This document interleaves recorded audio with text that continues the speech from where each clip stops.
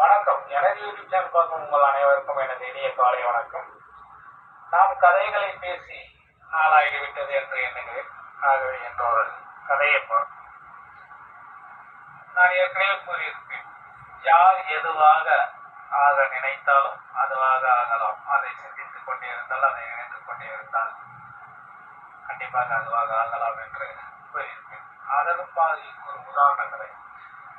மக்கள் பழமொழிகளை நிறைய வைத்திருப்பார்கள். ஒவ்வொன்றுக்கு ஒவ்வொரு பழமொழி. உதாரணத்துக்கு ஒரு பழமொழி, ஏறுமா ஏரோப்ளான் ஏற நினைக்கலாமா, கட்ட வண்டி கப்பல் ஏற நினைக்கலாமா அப்படின்னு. இதெல்லாம் பார்த்தீங்கன்னா இந்த மாதிரி பழமொழிகள்லாம் நெகட்டிவ் பழமொழிகள். ஒரு மனிதனை உற்சாகப்படுத்த, ஊக்கப்படுத்த, வளர செய்ய தடை போடும் அப்படி செய்கின்ற பழமொழிகளாக இருக்கும்.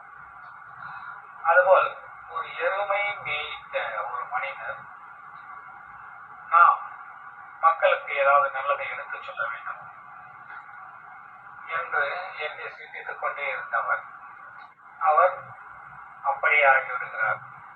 ஒவ்வொரு ஊருக்கும் சென்று பிரச்சாரம் உள்ள விஷயங்களை மேடை போட்டு மக்களை வரவழைத்து அவர்களுக்கு எடுத்துரைக்கிறார்.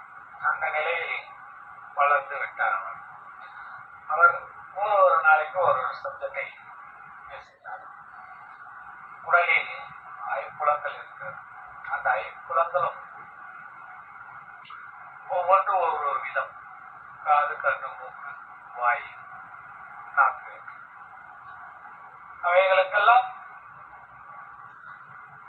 மூக்குக்கு வாசனை வந்தால் பிடிக்கும், காதுக்கு இசை வந்தால் பிடிக்கும், நாக்குக்கு ருசி கேட்டால் பிடிக்கும். இப்படி.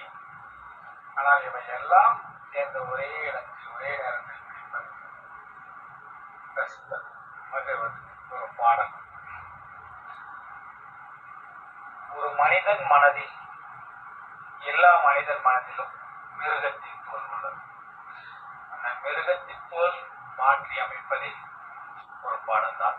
ஏன் கடவுளும் கந்தசாமியும் அவர் இருவரும் பேசிக்கும் மொழி பாடல் தான். இப்படியெல்லாம் பிரச்சாரம் செய்து கொண்டு வருகிறார். ஒரு நாள் ஒரு ஊருக்கு செல்கிறார்.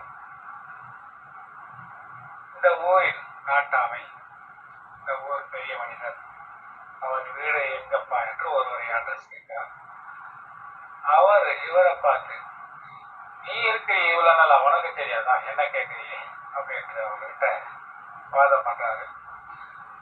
அப்பவே அவர் தெரிஞ்சுக்கிறாரு, இவர் இந்த ஊர் அறிந்த ஒரு லூசு போலந்து நம்மளை இங்கே இருக்கிறோம் இவ்வளவு நாளா சொல்லுங்க, நாம இன்னைக்குதான் அந்த ஊருக்கு வந்திருக்கோம் அப்படின்ட்டு அவர்